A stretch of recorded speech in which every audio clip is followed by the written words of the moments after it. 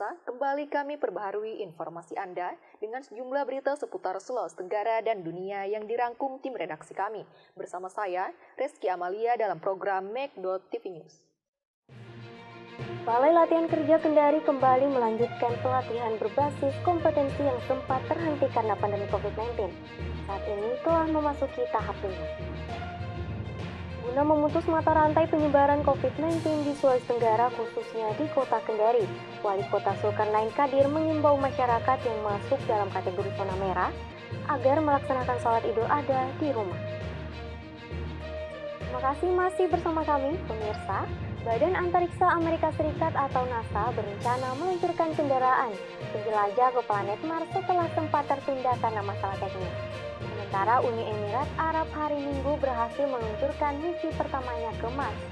Ikut laporan Hemi Johannes dari VOA. Terima kasih masih bersama kami pemirsa.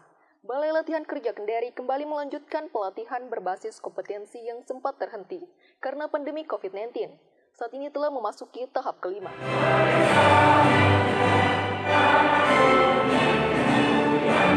Pelatihan tahap 5 berbasis kompetensi kembali dilaksanakan Balai Latihan Kerja Kendari yang digabung dengan pelatihan tanggap COVID-19. Pelatihan ini membuka 4 paket yang terdiri dari pelatihan tanggap COVID 1 paket dan pelatihan berbasis kompetensi 3 paket.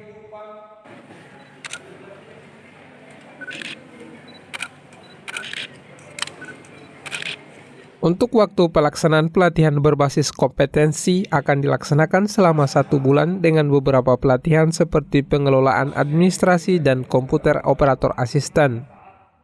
Sedangkan pelatihan tanggap COVID-19 akan dilaksanakan selama 10 hari dengan pelatihan pembuatan wastafel dan memasak. Materi pertama soft skill. Dalam hal ini kita bawakan di ruang rapat maupun di sini. Dan salah satu yang disampaikan Pak Ketua DPRD tadi itu adalah materi soft skill. Artinya nilai-nilai motivasi, konsep diri, bagaimana konsep diri untuk mereka kesuksesan. Mereka harus punya cara pandang, cara meyakinkan, ada keyakinan dalam dirinya. Ikut pelatihan di sini harus menjadi orang sukses. Dan semua hambatan seperti yang disampaikan Pak Ketua DPR tadi, juga tadi pagi saya sudah bawakan materi soft skill kepada mereka bahwa tidak ada satupun di muka bumi ini yang bisa langsung meraih kesuksesan tanpa melalui perjuangan yang berat, tanpa melalui proses pelatihan-pelatihan. Dan melalui pelatihan di sini insya Allah, walaupun waktunya singkat, dan mereka sudah punya modal. Modalnya di mana? Di pendidikan formal. Tinggal bagaimana kita asal lebih tajam lagi di sini tentang keterampilannya. Nah kalau itu bisa berpadu antara apa yang diperoleh pendidikan formal dengan keterampilan yang kita asal kita masukkan, kita isi di sini. Insya Allah mereka akan menghasilkan insan-insan kompeten yang bisa menolong dirinya dan sekaligus insya Allah bisa membantu saudara-saudara yang lain, menolong saudara-saudara yang lain untuk dipekerjakan pada usahanya yang dia kembangkan setelah mengikuti pelatihan. Pelatihan ini juga mendapat apresiasi dari Ketua Dewan Perwakilan Rakyat Daerah Sulawesi Tenggara, Abdurrahman Saleh saat membuka acara. Pertama, kami memberikan apresiasi positif bahwa sekarang kita ini kan baru melangkah ke new normal. Dalam posisi COVID-19 kita masih PSBB. Balai Latihan Kerja Kendari yang dipimpin oleh Bapak Bolondi itu sudah melakukan prestasi-prestasi yang luar biasa, membagi masker, memberikan sembako, dan paling tidak semua kegiatan-kegiatan yang menjadi tahunan terhadap BLK ini dilaksanakan, termasuk juga itu bagaimana pencegahan, peningkatan kapasitas kompetensi putra-putri kita ada di Sultra sehingga mengurangi pengangguran dan mereka bisa menciptakan lapangan kerja yang baik. Saya kira DPR berterima kasih, mudah-mudahan ini menjadi momentum yang baik sehingga pemerintah harus hadir. Apa yang menjadi kendala, tugas kami di DPR akan memberikan nanti masukan-masukan yang dilakukan oleh BLK sehingga dari tahun ke tahun prestasi BLK itu bisa diperbaiki. Politisi Partai Amanat Nasional ini berharap kepada peserta pelatihan agar setelah mengikuti kegiatan mampu menciptakan lapangan pekerjaan sehingga menjadi sumber penghasilan. Ya, mudah-mudahan mereka ini setelah dilatih, dididik, ya, mereka akan terjun ke masyarakat, bisa memberikan mencari sumber nafkah dan bisa mempekerjakan yang lainnya. Dan kita tahu mereka yang dididik ini tidak semua mengalami kompetensi seperti mereka. Mudah-mudahan mereka menjadi tuan rumah di negerinya sendiri, minimal di kampungnya, sehingga bisa menciptakan lapangan kerja, tidak lagi harus ke kota. tetapi paling tidak mereka bagian dari lokomotif untuk kemajuan ekonomi di daerah. Dari Kendari, Taswing Tahang, Metro TV melaporkan. Guna memutus mata rantai penyebaran COVID-19 di Sulawesi Tenggara, khususnya di Kota Kendari, Wali Kota Kendari Zulkarnain Kadir mengimbau masyarakat yang masuk dalam kategori zona merah agar melaksanakan sholat Idul Adha di rumah. Hingga kini jumlah pasien COVID-19 di Kota Kendari terus meningkat. Tercatat ada 5 pasien tambahan baru pada 19 Juli 2020. Untuk itu, Wali Kota Kendari mengimbau kepada masyarakat yang masuk dalam kategori zona merah agar melaksanakan salat Idul Adha di rumah masing-masing. Salah satu bentuknya, kita mengizinkan itu hanya dilaksanakan di masjid, tidak dilaksanakan di lapangan terbuka. Ya, karena pertama pertimbangannya kenapa di masjid. Kalau di masjid itu kan jamaahnya terkendali. Ya, jumlah jamaahnya bisa diprediksi, bisa diperkirakan. Makanya kita juga menghimbau penyelenggara nanti itu berkoordinasi dengan Kemenak. Melaporkan di Kemenak siapa penyelenggaranya, kemudian siapa yang bertugas. Termasuk kita minta, makanya kenapa kita umumkan jauh-jauh hari, ini kan masih 14 hari ya pelaksanaan Idul Adha. Mudah-mudahan waktu 14 hari ini bisa dimanfaatkan untuk pengurus atau penyelenggaranya nanti membuka meregistrasi. Kan misalnya kalau masjid lingkungan di kompleks katakan, kita berharap masyarakat kompleks itu saja yang sholat di situ. Jangan ada lagi eksodus atau migrasi dari luar. Nah, begitu harapannya, karena kan yang kita khawatir ini kalau ada orang baru masuk di lingkungan kita kan, kita nggak tahu datang dari mana, kondisinya seperti apa, jangan-jangan dia baru dari wilayah yang tingkat kasusnya tinggi, kemudian tiba-tiba masuk di lingkungan itu justru memberikan potensi penyebaran. Itu yang kita hindari. Zulkarnain menyebut, bagi daerah yang menyelenggarakan salat Idul Adha harus melaksanakan protokol kesehatan dan melaksanakan salat di rumah, ibadah bukan di lapangan. Data total masjid kita di Kendari kan 600 ya. Mungkin kalau dikurangi dengan zona merah yang mungkin kurang lebih ada 20% mungkin yang berkurang, jadi mungkin sekitar 400-an masjid itu kan sudah cukup banyak, titik 400 masjid itu. Selama ini kan PHBI selama ini hanya mencatat 103 titik lokasi sholat Id selama ini ya. Sehingga kalau jumlahnya kita tambah menjadi 400 titik ini kan menjadi konsentrasinya menjadi terpecah. Jadi tidak numpuk di satu titik tertentu saja, sehingga kita harapkan dengan dari 100 menjadi 400, ini kan berarti 4 kali lipat jumlah titiknya. Harapannya ini mengurangi resiko. Untuk penyelenggaraan salat Idul Adha di Masjid Al-Alam, warga disediakan pendaftaran hingga 2 hari sebelum pelaksanaan salat Idul Adha.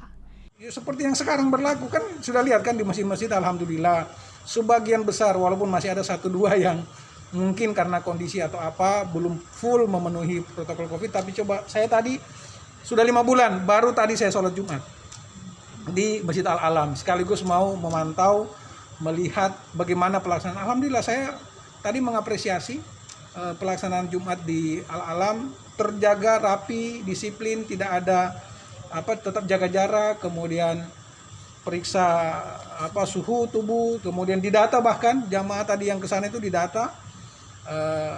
Terus kemudian pelaksanaannya juga singkat, tidak lama, khutbahnya singkat, kemudian sholatnya juga tidak, dan setelah itu tidak ada salam-salaman. Saya mengamati betul tadi, itu luar biasa. Jadi kita berharap besok pelaksanaan Idul Adha seperti itu juga.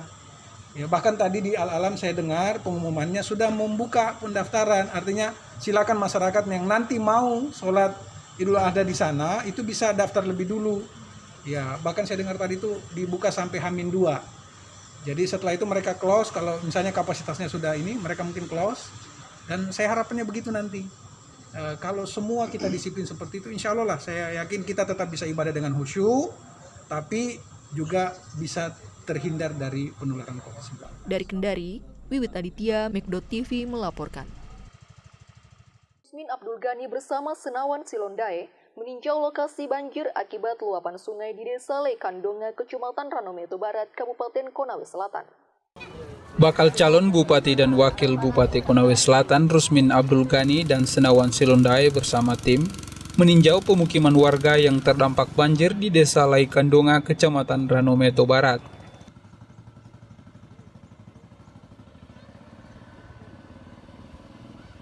Dalam kunjungannya, akronim yang disapa RAG dan SS ini memberikan bantuan kepada warga terdampak banjir berupa 9 bahan pokok dan bantuan logistik untuk dapat meringankan beban mereka. Dari pemerintah lebih dari ini, saya akan bikinkan rumah baru untuk keluarga yang sering tenggelam banjir. Insyaallah hari ini kami datang sebagai pribadi dan kelompok. Kami terbatas membantu keluarga. Makanya kita berharap momentum ini keluarga juga bisa jadikan bahwa sesungguhnya pemerintah itu penting. Pemerintah itu penting dan yang menentukan pemerintah itu kita semua. Kalau hari ini saya kapasitas sebagai pemerintah, bukan lagi hanya sekedar saya berikan, tapi semua aset, semua alat yang ada di daerah kita kerahkan untuk membantu masyarakat di sini.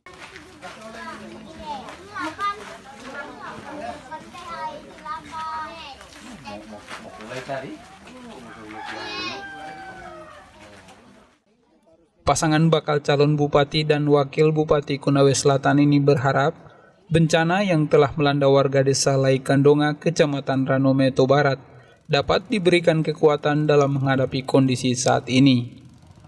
Jadi kalau saya mau bicara bahwa kejadian ini kan kejadian yang sudah berulang-ulang dan tentu ya seperti yang dikatakan tadi tokoh masyarakat, akhir-akhir ini yang lebih sering intensitas banjir itu lebih tinggi. Nah oleh karena itu salah satu penyebabnya juga tidak bisa dipungkiri karena sekarang hutan-hutan kita penyerap air itu sudah kurang, apalagi karena dengan masuknya perkebunan yang tidak ada MOU dengan pemerintah daerah untuk menanggulangi mengatasi daerah-daerah kanal ini sehingga resikonya seperti ini. Kedua juga memang curah hujan akhir-akhir ini yang tidak menentu sehingga luapan air sungai itu begitu tinggi dan ini sebenarnya harusnya pemerintah daerah ini dari jauh-jauh hari sudah melakukan penanganan atau solusi-solusi antara lain mungkin kita bisa lakukan pelurusan sungai dan tadi akses jalan itu harus kita buatkan alternatif karena banyak di sana juga beberapa masyarakat yang bermukim dengan banjir seperti ini akhirnya terputus, kasihan mereka mau makan apa sekarang kalau kita berharap bantuan yang kita berikan sebagai pemerintah, pertanyaannya apa pemerintah siap membantu setiap hari selama sekian bulan, kan tentu jawabannya tidak bisa. Oleh karena itu harus kita pikirkan solusinya dan secepatnya, jangan kita biarkan. Tim Liputan, Mekdo TV. Usai jeda kami akan kembali dengan informasi tentang tahapan pemilihan kepala daerah 2020 di 7 daerah di Sulawesi Tenggara. Berita selengkapnya usai jeda berikut ini, tetaplah bersama kami di Mekdo TV News.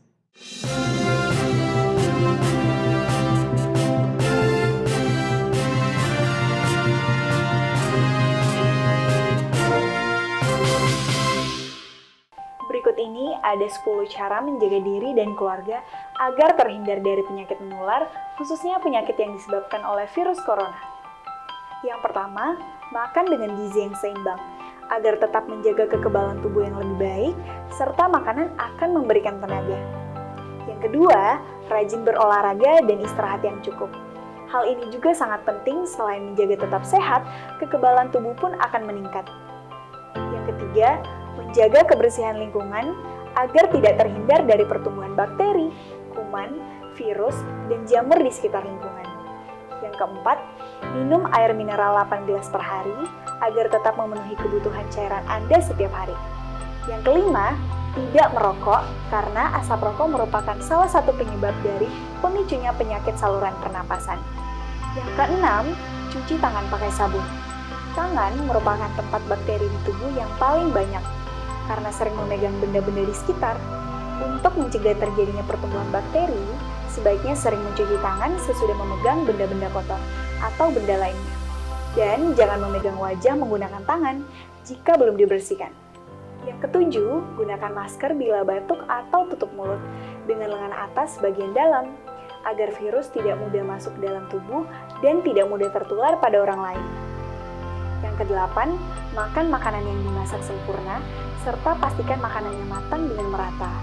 Dan jangan makan daging hewan yang berpotensi menularkan penyakit. Yang kesembilan, bila demam dan sesak nafas, segera ke fasilitas kesehatan agar bisa ditindaklanjuti dan diberikan obat. Yang ke-10, jangan lupa berdoa dan berserah diri kepada Sang Pencipta. Sultra cerdas untuk negeri.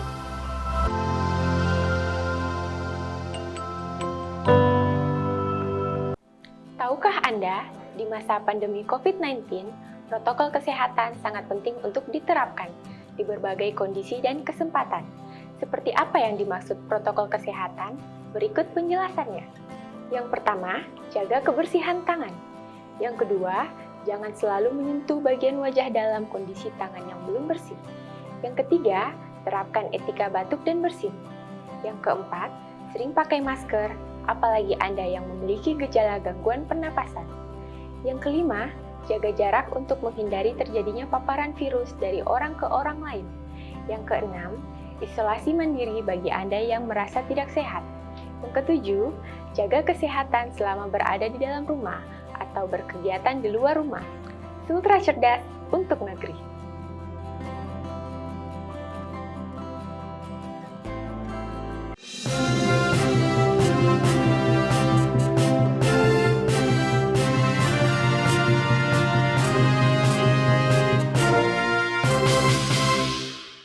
Tahapan pemilihan kepala daerah 2020 di 7 daerah di Sulawesi Tenggara kini telah mulai dilaksanakan. Rencananya Komisi Pemilihan Umum akan menetapkan bakal calon pada 23 September nanti. Saat ini masih dalam tahap pencocokan daftar pemilih. Tahapan pesta demokrasi di 7 daerah di Sulawesi Tenggara hingga kini terus berjalan. Komisi Pemilihan Umum Provinsi Sulawesi Tenggara saat ini sementara mencocokkan daftar pemilih. Untuk tahapan pendaftaran bakal calon akan dilaksanakan mulai 4 hingga 6 September 2020. Sementara untuk penetapan calon kepala daerah akan dilaksanakan pada 23 September.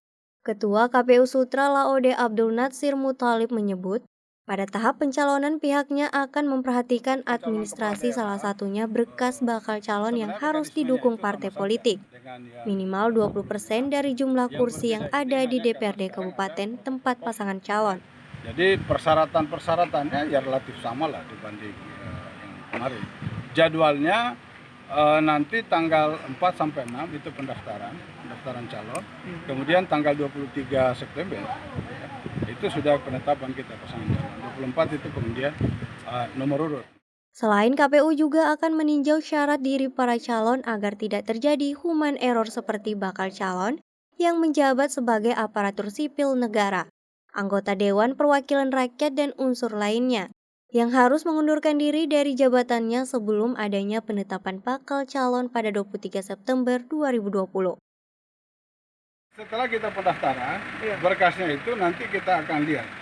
Yang masih bisa diperbaiki itu syarat calon. Tetapi kalau syarat pencalonan, misalnya tadi tidak cukup kursinya, dia datang mendaftar, pada saat itu kita pulangkan.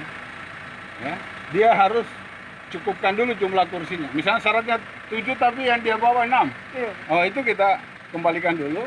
Nanti dia masih bisa datang mendaftar kembali sepanjang hari pendaftaran masih ada. Kalau sudah lewat? Kalau sudah lewat tidak bisa lagi. Kan pendaftarannya sampai jam 4 sampai tanggal 4 sampai tanggal 6 September. Nah, itu. Nanti kita lihat dia ini. Jadi kita himbau pada saat datang mendaftar nanti, semua syarat pencalonannya itu sudah harus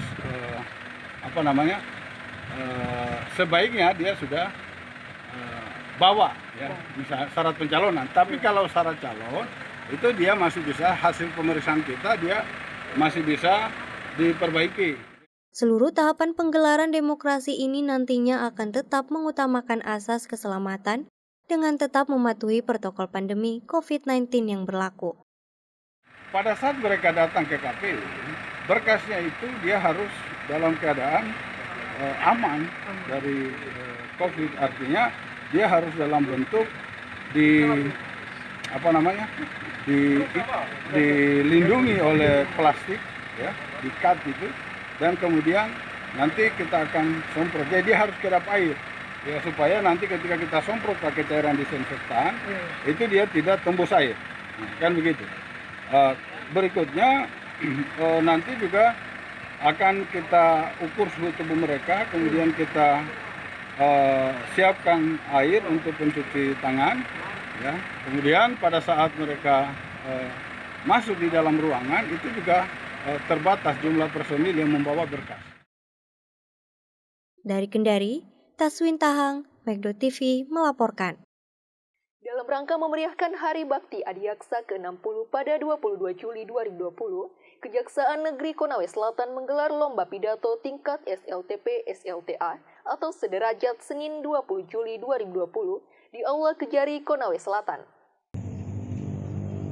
Dalam rangka memeriahkan Hari Bakti Adiaksa ke-60 pada 22 Juli 2020, Kejaksaan Negeri Konawe Selatan menggelar lomba pidato tingkat SLTP-SLTA atau sederajat. Pernahkah kalian mendengar kalimat yang luar biasa tersebut? Sebelum berbicara lebih jauh, kami berharap dengan adanya lomba pidato ini, anak-anak pelajar Indonesia khususnya di Konawe Selatan mengenal institusi kejaksaan ya khususnya, dan mereka siapa tahu memiliki cita-cita menjadi seorang penegak hukum yang profesional. Peserta dituntut untuk dapat menciptakan pidato dalam durasi 10 menit yang mempunyai makna tentang kejaksaan dengan tema terus bergerak dan berkarya.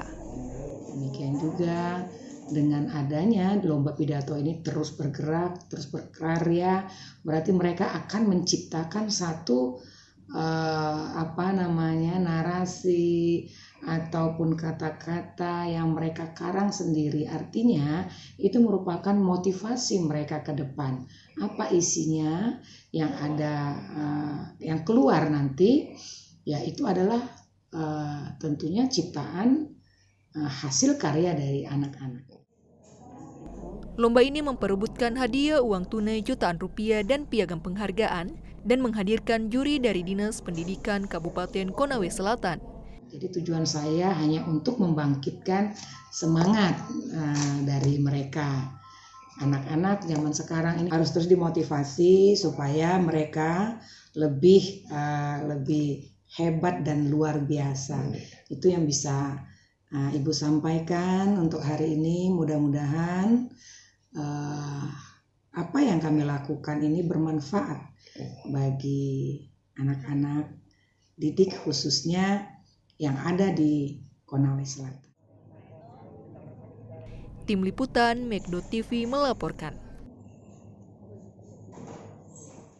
Petahana Donald Trump yang pemerintahannya terlibat perang pasif dengan Tiongkok memposisikan diri sebagai sosok tegas melawan Tiongkok dan baru saja menguatkan dukungan bagi Hong Kong. Bagaimana sikap lawannya mantan Wapres Joe Biden dari Partai Demokrat? Selengkapnya ikuti laporan VOA berikut. Baru-baru ini Presiden AS Donald Trump mengumumkan langkah terbaru pemerintahannya untuk menekan Tiongkok. Today I signed legislation and an executive order to hold China accountable for its oppressive actions against the people of Hong Kong. Undang-Undang Otonomi Hong Kong akan memberlakukan sanksi kepada individu atau entitas yang berbisnis dengan pejabat Tiongkok, yang pada 30 Juli lalu mengesahkan Undang-Undang Keamanan Nasional baru di Hong Kong. Undang-Undang Otonomi Hong Kong ini juga memberi kuasa bagi Presiden AS untuk menyita aset pejabat Tiongkok dan memblokir izin masuk ke AS. I think the administration is saying that this is probably a signal that we're past the point of trying to convince Beijing to back off from Hong Kong and now just imposing costs on it for the behavior that it's taking. Perintah eksekutif Trump juga mengakhiri perlakuan istimewa bagi Hong Kong, yang kini akan diperlakukan sama dengan Tiongkok daratan. Dengan perintah eksekutif baru ini, tarif yang ditetapkan AS kepada Tiongkok juga akan berlaku pada Hong Kong, yang sebelumnya tidak dibiayakan. Pada pekan yang sama, pemerintahan Trump juga berhasil menekan Inggris untuk memblokir teknologi jaringan 5G milik Huawei, mengikuti jejak AS yang telah memblokir Huawei atas alasan keamanan nasional. Jelang Pilpres AS November mendatang, adu kekuatan menyikapi Tiongkok ditunjukkan oleh kedua kandidat. Joe Biden's entire career has been a gift to the Chinese Communist Party and to the calamity of errors that they've made. Sementara Biden mengkritik Trump karena memicu perang dagang dengan Tiongkok. Biden pun berusaha terlihat tegas terhadap Tiongkok. The Chinese are spending multiple billions of dollars trying to own the technology of the future while we sit with our thumb in our ear. Peneliti menilai Tiongkok masih akan jadi isu penting dalam pemilu AS kali ini. Both sides are a bit vulnerable here, and I think frankly the president might be more vulnerable. The president's got a trade deal with China, which he signed this January, and the trade deal doesn't protect against some of the very things that the president seems to be most upset by right now, and it included provisions about agriculture purchases, which are particularly helpful, obviously, in electorally important states in the upper Midwest. Dalam pernyataannya baru-baru ini, Presiden Trump menyebut hubungan AS dan Tiongkok rusak berat akibat penanganan pandemi COVID-19 oleh Tiongkok. Trump juga menyatakan tidak tertarik untuk berbicara tentang fase kedua perjanjian perdagangan dengan Tiongkok. Tiongkok memberlakukan sanksi pada firma pertahanan AS Lockheed Martin setelah AS menyetujui kemungkinan peningkatan paket misil sebesar 620 miliar dolar AS kepada Taiwan. Tiongkok juga memberikan sanksi kepada senator dari Partai Republik, Marco Rubio dan Ted Cruz yang dikenal kritis terhadap Tiongkok. Dari Washington DC, demikian laporan VOA. Badan Antariksa Amerika Serikat atau NASA berencana meluncurkan kendaraan penjelajah ke planet Mars setelah sempat tertunda karena masalah teknis. Berita selengkapnya usai jeda berikut ini, tetaplah bersama kami di Make.TV News.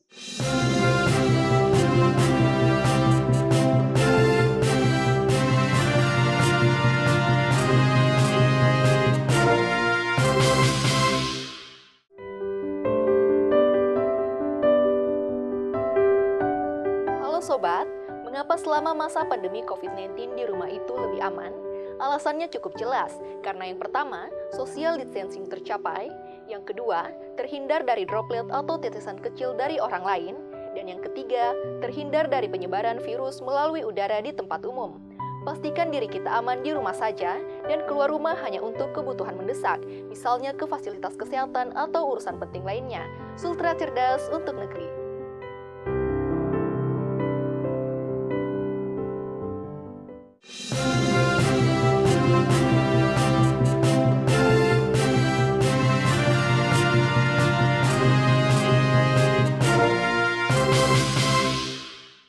Antariksa Amerika Serikat atau NASA berencana meluncurkan kendaraan penjelajah ke planet Mars setelah sempat tertunda karena masalah teknis.